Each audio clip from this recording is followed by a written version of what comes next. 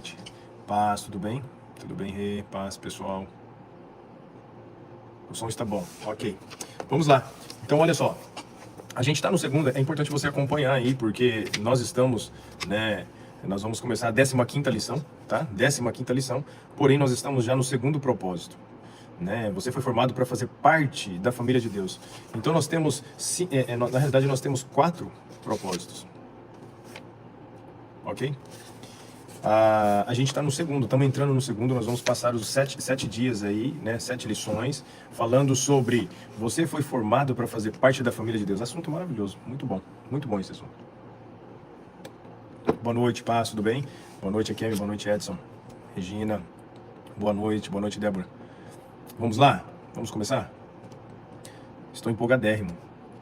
Essa lição é muito importante. Quando fala de família, quando fala do que Deus pensa a nosso respeito, isso mexe muito com o meu coração, viu? Muito mesmo. Vamos lá, então nós estamos, né, vamos dar início, nós estamos na 15ª lição, segundo princípio, né, da vida com propósito. 7 dias agora, daqui para frente, nós vamos falar sobre, né, como fazer parte da família de Deus, tá bom? Então nós vamos iniciar aqui. Você foi feito, né, você foi formado, foi criado para fazer parte da família de Deus. Hebreus capítulo 2, versículo 10, diz assim: foi Deus que fez todas as coisas, e todas as coisas são para a sua glória. Ele quis que muitos filhos compartilhassem a sua glória. Ou seja, o que você tem aqui, né? O que a gente entende?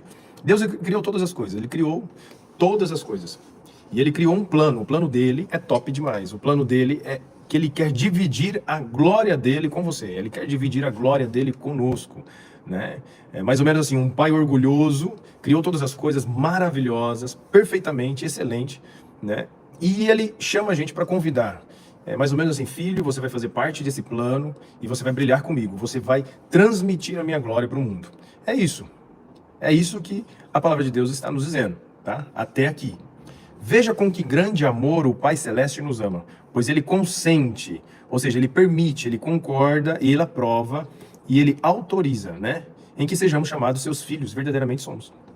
1 João capítulo 3, versículo 1. Então Deus sonhou com isso. Deus sonhou com uma família, ok? E você foi formado para fazer parte dessa família. Imagina, nós fomos formados para fazer parte da família de Deus. Eu amo esse livro, viu? Rick Warren, ele escreveu isso com uma inspiração muito grande do Espírito Santo, porque a mensagem principal hoje do Evangelho é justamente isso. Deus, sendo Pai, não precisava de uma família, mas Ele fez questão de ter uma. E todos aqueles que hoje querem se aproximar de Deus têm essa porta aberta para fazer parte da família de Deus.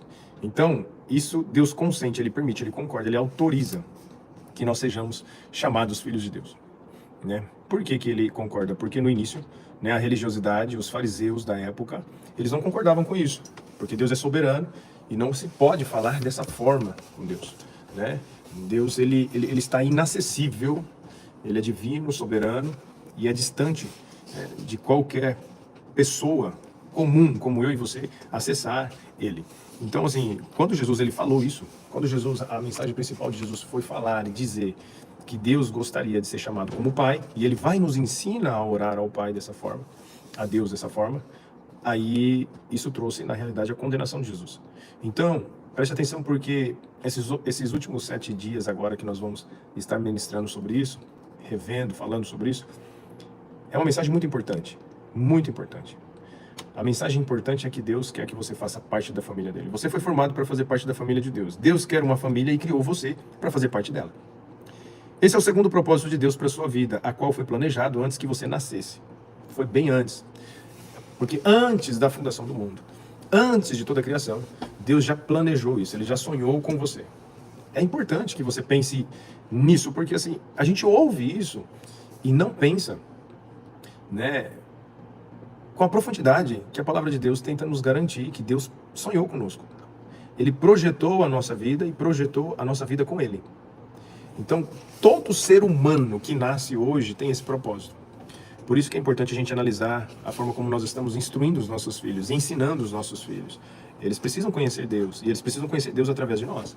Eles precisam conhecer o Deus Pai, a paternidade de Deus. Então hoje, você como filho, você toma posse dessa palavra, né? Assim, toma posse dessa mensagem. Eu sou filho amado. Você consegue dizer isso assim, eu sou filho amado de Deus, né? Você consegue dizer assim, eu fui escolhido por Deus, porque Ele me ama. Ele me ama mais do que eu possa imaginar. E Ele ama muito mais a mim do que eu mesmo me amo. Porque o amor de Deus é perfeito, e aí a gente vê a expressão de amor, né? Nós vamos falar um pouco mais sobre isso lá à frente. Então, olha só, Efésios capítulo 1, versículo 5, a palavra de Deus diz o quê? Seu plano imutável sempre foi adotar-nos em sua família, conduzindo-nos a si mesmo por meio de Jesus Cristo, e isso lhe trouxe uma grande satisfação. Deus está satisfeito com isso. Enviou o seu Filho unigênito, enviou Jesus para mostrar o caminho de volta para casa, e Ele está satisfeitíssimo com isso. Porque muitas pessoas têm se identificado e têm tido essa consciência e vivido como filhos, né? Deus, Ele preza muito o relacionamento. E aí aqui, Rick Warren, ele vai falar sobre o relacionamento de Deus Pai, Filho e Espírito Santo, né? Ele se identifica muito, né, assim, a si mesmo no termo familiar. Deus é família. Não dá para pensar em Deus em outra coisa, tá? Toda vez que nós falamos, né, sobre Deus, precisa incluir a família. O assunto é voltado para a família. Todo mundo estava perdido, cada um vivendo a sua vida. E aí Deus, ele disse assim, olha, tá errado. Estou tentando chamar a atenção de várias formas. Enviei profetas, enviei reis, enviei juízes. Os sacerdotes não estão dando conta, então eu preciso fazer um plano perfeito para que os meus filhos voltem os olhos de volta para mim. Passam a viver o seu verdadeiro propósito. E que eles não fiquem perdidos na vida, mas que a vida deles tenha o sentido que deve ter, o propósito que deve ter. Por isso ele envia Jesus. E ele está satisfeitíssimo com isso, porque o plano deu certo. Ah, Marcos, mas assim, o plano não deu muito certo não. Tem muita gente que não quer saber de Jesus, não quer saber de Deus, vive como se ele nem existisse, né? E a gente vê aí, né, tanta heresia. Não, Deus está satisfeito. Não se engane, não. Deus está satisfeito, sim. Ele está satisfeito porque o plano deu certo, né? São poucas as pessoas que têm compreendido isso e têm vivido como filho. Mas Deus está satisfeito porque o plano deu certo, tá? Então, cada um tem o seu tempo e Deus, ele conhece, ele é dono do tempo. E a mesma forma como você um dia recebeu essa mensagem e hoje você está aqui e outras pessoas também vão ouvir essa mensagem, Deus tem um propósito para a sua vida. E ele está fora daquilo que você talvez imagine, da forma como você está vivendo. O seu propósito está em Cristo e é só Deus que pode revelar esse propósito. Amém? E ele continua dizendo, né, ó, vamos ler de novo, vamos ler aqui também, Tiago capítulo 1, versículo 18. Esse versículo é muito importante. E foi pela sua própria vontade que ele nos deu a vida nova, por meio da verdade da sua palavra, e nos tornamos primeiros frutos de tudo que ele criou. Quando nós depositamos a nossa fé em Cristo, né, Deus se torna o nosso Pai. Ele torna-se o nosso Pai. Na mensagem, ele torna. Mas na realidade, quando nós depositamos a nossa fé, confessamos Jesus como nosso Senhor Salvador, isso não faz da gente filho. Isso traz pra gente a lucidez de que nós sempre fomos filhos. E aqui eu quero abrir um ponto importante. Às vezes a gente fica pensando que o que Deus mais quer é que a gente venha a obedecê-lo. Obediência é o que nos leva à salvação. Você concorda com isso? Coloca aí. Concorda ou não concorda? Você concorda que a obediência nos leva à salvação? Olha só, não é bem isso. Não é bem isso, tá? Porque assim, o que leva a gente à salvação é o arrependimento e a fé em Cristo Jesus. Arrependimento do quê? Da vida que eu estava vivendo. Quando eu me arrependo e aí eu confesso Jesus como meu Senhor e Salvador, pronto, aí eu já estou salvo, porque a minha fé, ela está voltada para Cristo, é a única condição que me dá a salvação. E é a única condição que me coloca na família de Deus. Mas e a obediência? A obediência, ela é gerada por essa fé. Quando eu estou com Cristo e eu gero no meu coração, né, a necessidade de me arrepender e confessar Jesus como meu Senhor e Salvador, a partir daí, o Evangelho, ele gera em mim, o Espírito de Deus, ele gera em mim a obediência. É diferente. Tem gente que fica pregando e falando que a gente tem que obedecer a Deus, né? Você precisa obedecer, senão você não vai ser salvo, né? Não. E é uma construção, Deus vai trabalhar na nossa vida, né, paulatinamente. A gente vai ver ali a regeneração do novo homem, né? E o velho homem, ele vai sendo reeducado, instruído. É assim, é dessa forma. Dessa forma, fora disso não existe a nossa fé. Mas eu estou introduzido, incluído como família de Deus, como filho de Deus, a partir da minha fé confessada em Jesus Cristo como meu Senhor e Salvador. Eu me arrependo da vida que eu estou tendo. e eu aceito o convite de Deus através de Jesus, e eu me entrego a Cristo, eu entrego a minha vida a Cristo, a partir daquele momento eu sou salvo. Eu me torno uma nova criatura. A partir dali, eu começo a receber a instrução do Espírito Santo de Deus, da vida de Deus em mim, e ele vai gerar em mim a obediência. Ok? Ele gera em mim mais arrependimento. Ele gera em mim uma consciência de ver, da forma de ver Deus, da forma de ver as pessoas que estão à minha volta e da forma de ver a minha vida. Eu passo a viver uma vida com propósito. Esse é o plano maravilhoso que Deus fez pra gente. É muito bom para ser de graça, né? Mas se fosse pela obediência, não seria graça. E aí a gente ia ter um monte de gente orgulhoso aí, né, vivendo e dizendo que merece, né? Não, nós não merecíamos, é um presente de Deus. Ele nos criou e ele sabia que poderia dar errado a nossa forma de ver a vida e de caminhar sozinho, mas ele fez um plano perfeito e nos trouxe para ele de volta através de Jesus. Amém, gente? É maravilhoso. Isso é o Evangelho. Cada ser humano foi criado por Deus, mas nem todos são filhos dele, tá? Vou repetir, cada ser humano foi criado por Deus, mas nem todos são filhos dele. Olha lá, a última forma de ingressar, né, a única forma de ingressar na família do Senhor é nascer novamente. Nós precisamos nascer de novo, né? Nascer novamente dentro dela, dentro da família. Uma vez nós estávamos dentro, saímos. Tudo porque a gente acha que a gente pode viver sozinho, a gente sabe todas as coisas.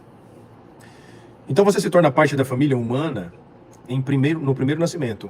Torna-se membro da família de Deus pelo segundo nascimento. Primeiro nascimento, segundo nascimento, né? Quem está aqui, né, a maioria do pessoal que está aqui já se batizaram.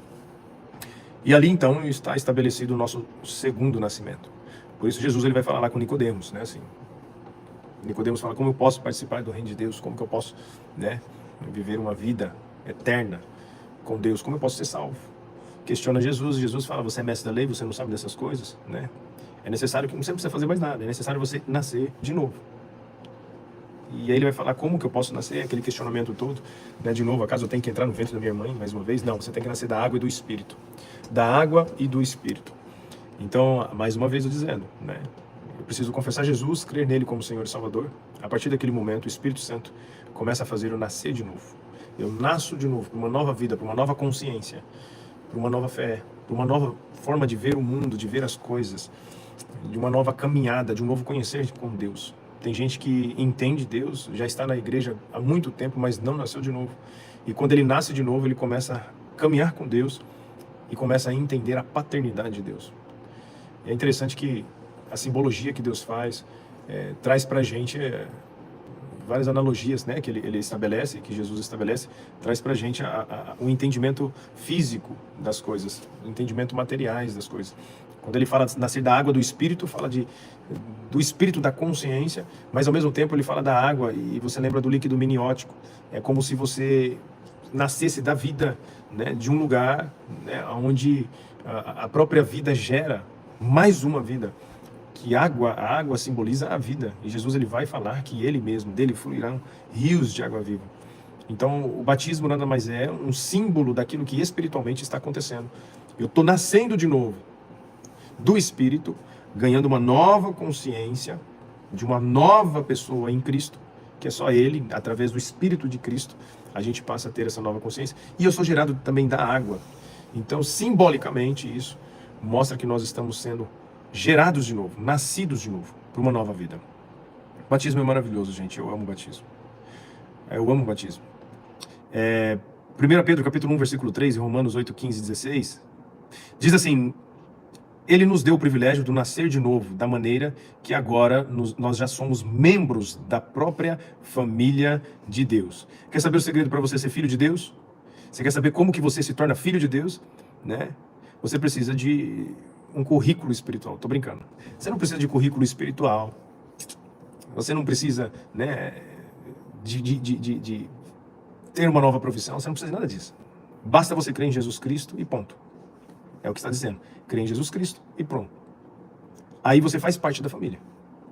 E isso está escrito em Gálatas capítulo 3, versículo 26. Que está dizendo assim: todos vocês são filhos de Deus mediante a fé em Jesus Cristo. Não é mediante a fé na igreja, não é mediante a fé no pastor, não é mediante a fé em Deus, é fé em Jesus Cristo. Por quê? mas Jesus é Deus. Sim. Marcos, se Jesus ele é Deus, né? Por que que Jesus ele veio como filho? Aqui é uma questão que poucas pessoas compreendem. Se Jesus é o próprio Deus, porque Jesus mesmo afirma sobre isso, por que que ele veio em forma de filho? Porque se ele viesse em forma de Deus, a gente tinha que aprender a ser Deus.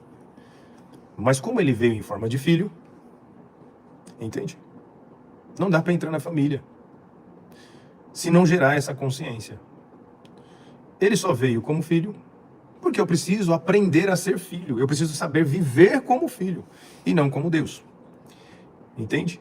Então, quando eu tenho Jesus, eu confesso Ele como meu Senhor e Salvador, e pela fé eu creio e me arrependo da vida que eu tenho, então eu estou ingressado, incluído na família de Deus. Nasci de novo, nasci de novo. E aí, então, eu vou começar agora a ser instruído por Deus. Então, eu vou começar a caminhar com Deus, caminhar com a igreja, com um grupo de pessoas que tenha o mesmo consentimento, a mesma consciência, a mesma decisão. Então, eu vou ter comunhão com essas pessoas. Porque eu entendo que todos que estão ali entenderam que agora eles fazem parte da família de Deus. A família espiritual é mais importante que a biológica, porque durará para sempre. Olha só, tem gente que não concorda com isso. Mas preste atenção que aqui o que Rick Warren colocou, eu achei extraordinário. A família espiritual é mais importante que a sua biológica, porque durará para sempre. Por quê? Porque na família espiritual Deus usa todo tipo de gente, usa gente diferente de nós para lapidar o quê? Lapidar o nosso coração, lapidar a nossa mente. Sim ou não? Escreve aí, gente, se vocês estão entendendo isso. Deus vai usar muitos irmãos e irmãs, pessoas e gente diferente de você, para lapidar você. Nisso, assim, a nossa família biológica, ela sai ganhando. Ela sai ganhando. Por quê? Porque quando Deus nos introduz numa família de pessoas que a gente ainda não conhece, ali a gente vai aprender a lidar com novas situações. E essas novas situações que vai levar a gente à maturidade. Hoje mesmo, antes de começar a live, a gente estava conversando, né? E eu estava conversando ali e a gente estava falando sobre isso, porque assim, precisa ter diversidade. Precisa ter diversidade, a família precisa ter diversidade. Quando o pai deseja que o filho seja igual a ele, ou a mãe deseja que o filho seja igual, isso é tirania, isso é tirania. Não tem nada de liberdade, não tem nada de liberdade. Não está respeitando o próximo, não está respeitando a diversificação, a diversidade que Deus tem. A multiforme graça de Deus é estabelecida num grupo de pessoas que tem a consciência que pertence à família de Deus, mas que todos são diferentes, temperamentos diferentes, né? São pessoas que têm não só o temperamento, a forma de pensar diferente, a forma de ver as coisas diferente. Então tem que ter diversidade. Senão Deus não está nisso, ok? Se todo mundo tem que falar igual o pastor, se todo mundo tem que falar igual o pai, falar igual a mãe, e é obrigado a fazer assim, viver dessa forma, Deus não está nisso. Falo isso sem medo de errar. Deus não está nisso. Jesus não te obriga, não obriga. A única coisa que nós devemos ser parecido, todo filho de Deus, isso é a regra da casa. A regra da casa, da família de Deus, é amar a Deus sobre todas as coisas e o teu próximo como a ti mesmo. Essa é a regra. A forma como vai amar mudo? Não importa, tá amando. Vai amar dando presente? Não tem problema. Vai amar falando, conversando, né, assim, a forma que pode? Não tem problema nenhum. Cada um tem seu jeito de amar. Cada um tem seu jeito de amar. Tem gente que tem jeito de amar brigando, sabia? Isso é diversidade. Então agora assim, a diversidade é importante. A diversidade não é importante. Isso não faz parte da família de Deus, porque você não tem que ser adversário do seu próximo, do seu irmão. Você tem que ser o quê? Diverso. Ao ponto dele te conhecer e você tratar nele algo que precisa ser tratado. Você precisa oferecer para ele algo que ele não tem. E ele precisa te dar também algo que você não tem. Isso é família. Isso é família. Amém? Gente, está muito mudo aí. Vocês estão entendendo? Vocês estão comigo? Caiu a live, eu acho. Deve ter caído. Alô? Estão me ouvindo? Muito bem. Ah, perfeito. Assustei agora. Eu falei, quer ver que caiu? Muito bem. Então, quando nós cremos na fé, o impacto chega em casa. Quando a gente crê em Deus, a nossa casa é impactada. Tá? A nossa casa é impactada, porque a gente faz parte de uma família que nos trata, né? Efésios capítulo 3, versículo 14 e 15 diz assim: quando eu penso na sabedoria e na extensão do seu plano, eu caio de joelhos e rogo ao Pai de toda a grande família de Deus. Alguns deles lá em cima no céu e outros aqui embaixo da terra, né? Então a gente faz parte de uma família grande. a qual você perdeu já muitos irmãos que você não conheceu, e outros irmãos que hoje estão diante de você, está ao seu lado, está no trabalho, está na escola. Todos são irmãos. Todos são irmãos. Eles só não sabem disso. Tá? Eles só não sabem disso. Todos nós somos irmãos. Por isso, então, que um pai tão inteligente pede para que a gente ame, né, o nosso próximo como a si mesmo. Só um pai poderia pedir isso. Somente um pai poderia pedir isso para um filho. Amém? Então, o benefício de fazer parte da família de Deus, qual que é? É que a família espiritual, ela é tipo a escola do amor. Ela é a escola do amor, é onde a gente vai exercitar e praticar aquilo que Deus quer, que nós amemos uns aos outros. Ok? O nome da família, a aparência da família, o privilégio da família, o acesso, a intimidade da família, né? E a herança da família. Tudo isso é o benefício que a gente tem. Por isso, né? Por ser o filho, tudo que ele, Deus, possui também pertence a você, tá bom? Gálatas 4:7. Tudo que Deus pertence.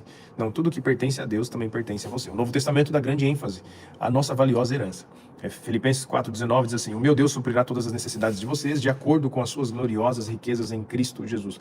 Quanto mais você tem de Cristo em você, mais Deus vai suprir as suas necessidades. E isso é natural, né? Deus não tem filhos prediletos, né? A gente já fala muito sobre isso, a gente aprendeu sobre isso. Deus não tem filhos prediletos.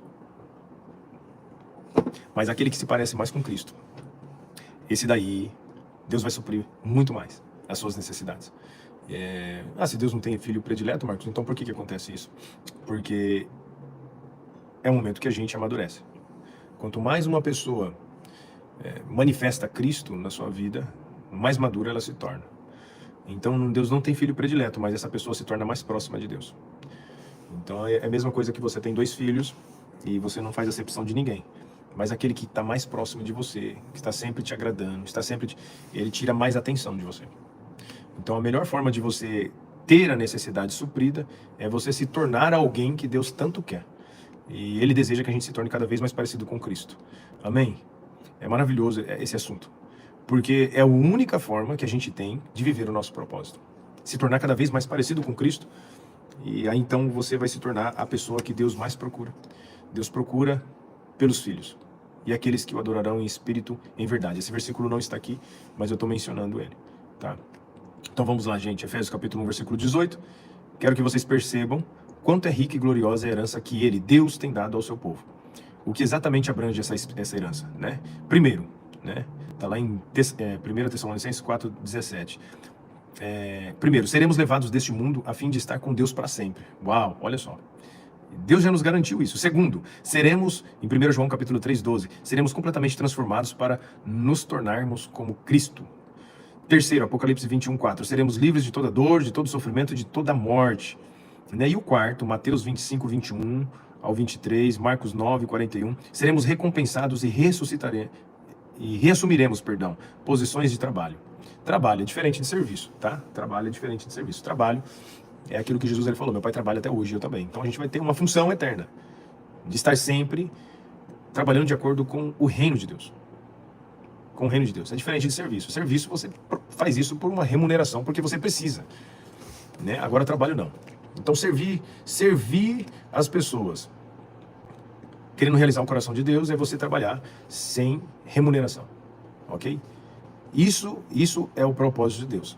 É você fazer algo no reino, em prol do reino, em prol da pessoa, sem receber nada. Isso é você trabalhar no reino. Agora, quando tudo que você faz e você é remunerado, que isso é o correto para a gente poder sobreviver, isso não é trabalho do reino, tá bom? Isso não é trabalho do reino, ok? Quinto, participaremos da glória de Deus, né? Que herança que é essa? Né? Você é muito mais rico do que você imagina. Então, o que você vê aqui? Né? Em 1 Pedro capítulo 1, versículo 4, Deus reservou uma herança inestimável para os seus filhos. Ele está guardada nos céus para vocês. Pura, incorruptível, isenta de oscilações e de obediência. Né? Então, assim, eu e você, nós temos uma herança guardada, né? Fora de risco de inflação, fora de risco de desvalor, né? Não vai desvalorizar. Maior que o dólar, maior que o ouro, maior que criptomoeda, é a herança que Deus tem para você. Então Deus tem algo separado para aqueles que fazem parte da família dele, que entende e que entregou a sua vida a Jesus como Senhor e Salvador.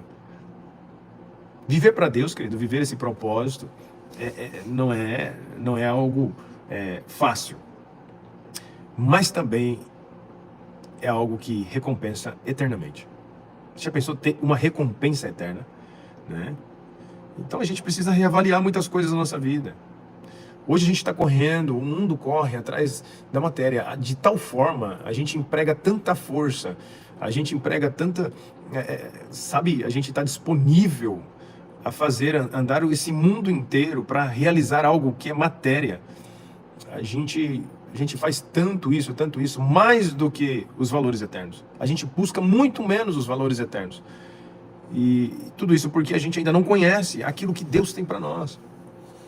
Aquilo que Deus tem para cada um de nós. E aí eu fico pensando como Paulo sofria sobre isso, porque Paulo conhecia todas essas coisas. Deus fez ele ter experiências extraordinárias, visões e revelações extraordinárias. A Bíblia fala que foram inefáveis as coisas que Deus apresentou a ele, então ele ficava constrangido demais em conhecer todas essas coisas e as pessoas não ganharem consciência disso. Por isso que ele falava assim, eu peço para que os olhos do coração de vocês se abram, que o Espírito Santo abra o entendimento de vocês, para que vocês possam ver o quanto a nossa vida é rica. E essa vida pertence ao Senhor. Então que você faça de todo o seu coração. Qualquer coisa que você for fazer, faça de todo o coração. Como para o Senhor e não para homens. Ele estava falando, olha, para de focar naquilo que é terreno, passageiro, é efêmero. Aquilo que tudo isso daí é a traça, vai corroer, né, e o ferrugem vai destruir. Está na hora de vocês começarem a evidenciar as coisas eternas. E Jesus fala sobre isso. Jesus ele fala sobre isso o tempo todo. Então, queridos, está na hora da gente começar a pensar o quanto nós somos abençoados por Deus na eternidade. A nossa vida é eterna. A vida é eterna. Colossenses capítulo 3, versículo 23 e 24. Tudo o que fizerem, faça de todo o coração como para o Senhor, e não para os homens, sabendo que receberão do Senhor a recompensa da herança. Uau! Você quer receber a sua recompensa da herança? Coloca aí no chat. Sim ou não? Já sabe o que vai receber? Já sabe o que vai receber? A gente viu lá numa lição lá atrás, né? Assim, tem pedras preciosas, ouro, palha, feno e madeira. Vai ser uma hora que a gente vai passar pelo fogo, e aí você vai sair como aquele que parece que vai morrer, mas não vai. Mas aí você vai sair feliz da vida com as obras que você tem dado a Deus. Os momentos que você se entregou a Deus em favor do irmão, isso daí você vai ter como galardão e herança eterna. Meu irmão. Por isso que eu glorifico a Deus de ver vocês trabalhando de todo o coração, fazendo como para o Senhor. Aposentar-se é uma meta sem grandes perspectivas. Você deveria estar vivendo à luz da eternidade. Uau, Rick Warren escreveu isso. Então vamos lá, batismo, identificando-se com a família de Deus. A família saudável tem orgulho de si mesma e seus membros não se envergonham de serem reconhecidos como parte dela. Tá? Infelizmente, conheci muitos cristãos que, ao contrário do que Jesus ordenou, jamais se identificaram publicamente com a família espiritual, ou seja, não foram batizados. O batismo não é um ritual facultativo que possa ser postergado. Significa sua inclusão na família de Deus, anunciando publicamente ao mundo. Eu não tenho vergonha de fazer parte da família de Deus. Você já foi batizado? Jesus ordenou que esse belo ato fosse realizado por toda a família. Ele diz, portanto, vão e façam discípulos de todas as nações, batizando em nome do Pai, do Filho e do Espírito Santo. Mateus capítulo 28, versículo 19. Por que o batismo ele é tão importante? Aqui mesmo ele já diz, o batismo ele é o significado que me dá a credencial para entrar na família de Deus, ok? Por quê? O batismo não salva e nem ajuda a salvar. O batismo, ele é a testificação pública daquilo que Deus já fez no meu coração, daquilo que foi resultado da minha fé em Cristo, entende? Então, o batismo, ele é pleno de significado. Ele é pleno de significado, a gente precisa entender isso. E ele fala aqui, né? Ele declara a sua fé, comunica a morte e a ressurreição de Cristo. No momento que eu desço nas águas, mostra que eu creio que Jesus morreu, e aí eu passo a morrer com ele também. Quando eu subo nas águas, simboliza que eu creio que Jesus ressuscitou, e eu estou ressuscitado com ele também. Aí vem o novo nascimento. E também simboliza a morte para a antiga vida e anuncia a nova vida em Cristo. É isso que ele está dizendo. Além de celebrar a sua inclusão na família de Deus. O batismo é tipo o store da fé, né? É você pegar e fazer um store da fé, publicando isso para o mundo, dizendo, né, de uma forma visível, mostrando o que Deus já fez em seu coração. Qual foi a sua decisão de fazer parte da família de Deus e nunca mais sair dela. É isso, entende? É um print público. É a mesma coisa que você pega a impressora, você imprime, né? Aquilo ali está dentro, está oculto, está dentro do computador, mas quando você imprime aquilo lá se torna uma impressão clara, muito clara, para o mundo e para as pessoas, para você mesmo, né? De que você faz parte da família de Deus. Ok? Então, o batismo, ele é justamente isso. Ele declara, ele comunica, ele simboliza, ele anuncia e ele celebra também a inclusão na família. Eu amo o batismo. Eu me comovo demais com o batismo. Eu me lembro quando eu me batizei. Não sabia direito o que eu estava fazendo, mas eu passei por um estudo profundo. E a verdade é que não é necessário estudo profundo, porque você só precisa compreender que Jesus estabeleceu o batismo. E você precisa acreditar no seu coração, sem duvidar, de que Jesus, ele morreu e ressuscitou, e de que ele é o único Filho de Deus, mas que através dele, ele traz para a gente a salvação. E isso é graça, é um favor imerecido. Só Jesus pode me dar, só ele pode me dar. A partir dali, você compreendendo isso, tendo convicção no seu coração, você participa do batismo, você confessa Jesus como seu Senhor e Salvador. Você confessando, você já está no reino, você já é uma pessoa que nasceu de novo. O batismo, ele é a cerimônia da oficialização desse casamento. Entende? É o anel, é a aliança, é a festa pública, onde as pessoas, assim como o mundo espiritual, demônios, anjos, Deus e você, são testemunha dessa declaração, desse compromisso. Esse compromisso que se torna eterno. É maravilhoso. É maravilhoso. Jesus mesmo, ele diz, aquele que me confessar diante das pessoas, eu confessarei diante do meu Pai, que está no céu. Amém? Então, é um anúncio oficial, né? Jesus mudou a minha vida, eu creio nele como filho único, né, do Senhor, e que através dele eu tenho a salvação. Eu me arrependo de todos os meus pecados cometidos, porque o amor dele me constrange demais. Ele morreu no meu lugar. Ele me substituiu. Eu merecia a condenação dele. Então eu correspondo a esse amor. Eu me arrependo de todos os pecados. E o arrependimento não é arrepender-se para que Deus me dê a salvação. É eu me arrepender da vida que eu tenho, porque Deus já me deu a salvação, mesmo eu não merecendo. Eu sou salvo, não merecendo a salvação. Eu não merecia.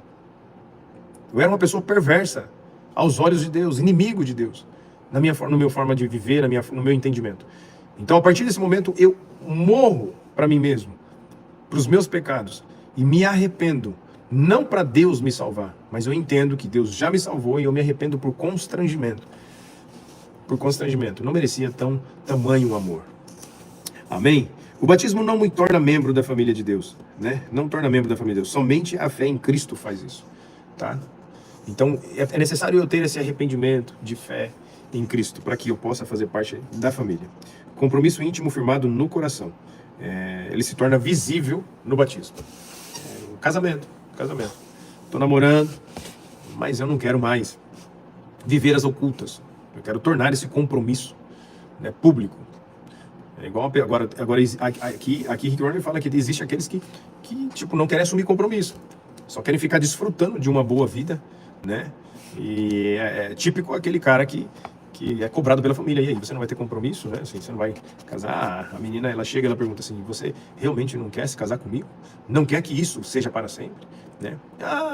Não sei, vamos esperar mais um pouco, vamos ter mais um tempo, né? Que abertura. Abertura para viver a vida dele do jeito que ele quer, sem compromisso nenhum. Não quer ter compromisso, né? Então, aqui no Novo Testamento, as pessoas eram batizadas assim. Por exemplo, ele vai dar, né? Elas eram batizadas assim que criam. Quando eles toda pessoa que crê, no Velho Testamento, no Novo Testamento, toda pessoa que cria já era batizada. Ela só precisava crer.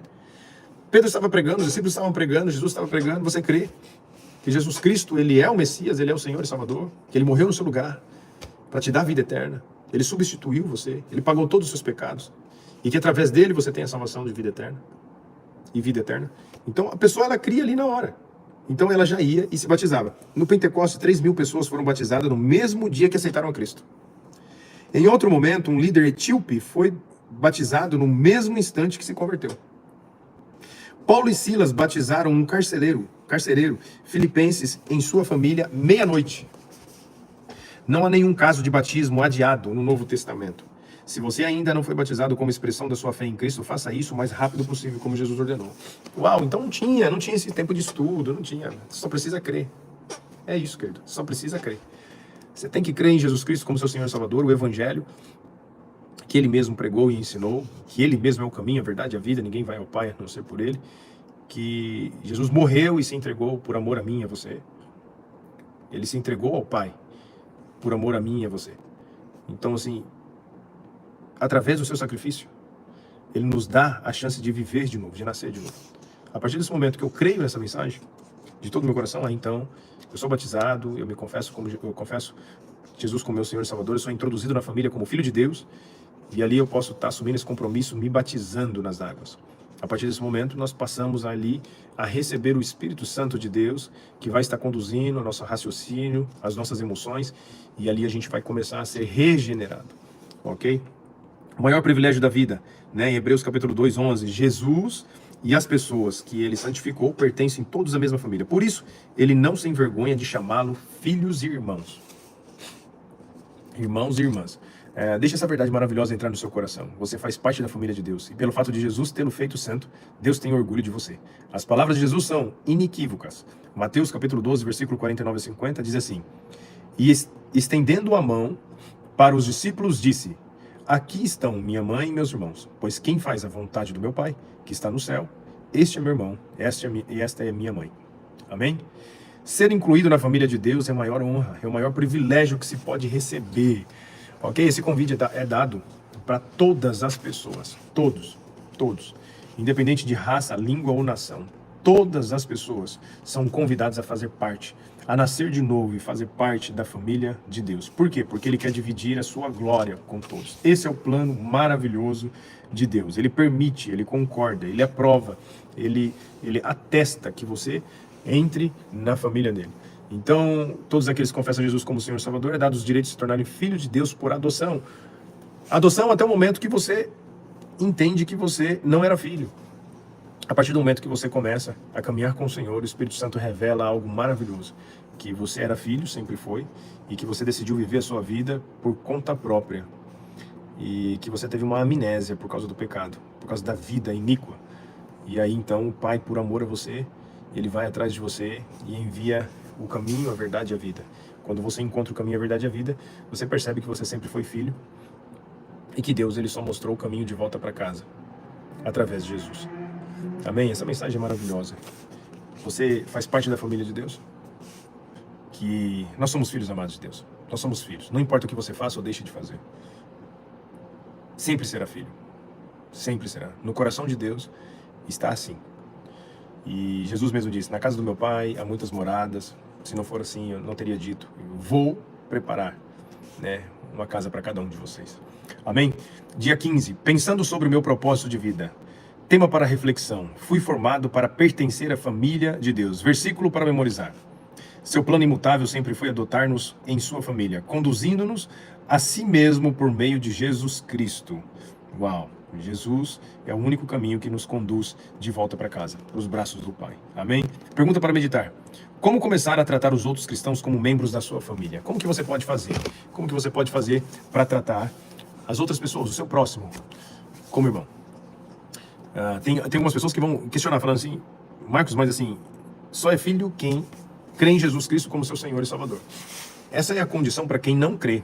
Para quem já crê, ele já sabe, no fundo, que o próximo, seu próximo, ele é seu irmão. Ele só não sabe disso.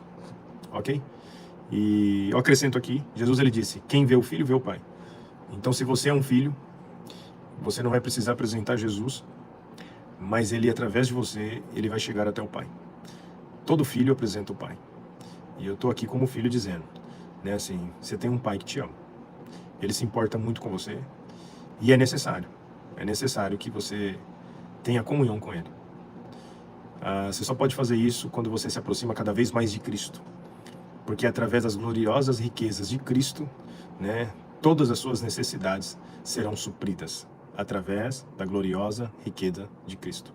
Então conheça mais o Senhor. Caminhe cada vez mais com Ele. Amém? E como que você pode expressar esse amor do Pai ao seu irmão? Né? Fique com essa pergunta, responda aí no seu coração.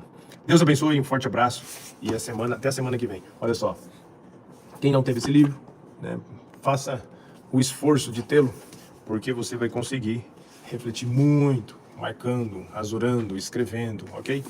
É importante que você tenha esse conteúdo em espécie na sua mão. Não fique apenas com a sexta-feira que nós estamos aqui, tá bom? Deus abençoe, um forte abraço, amo vocês.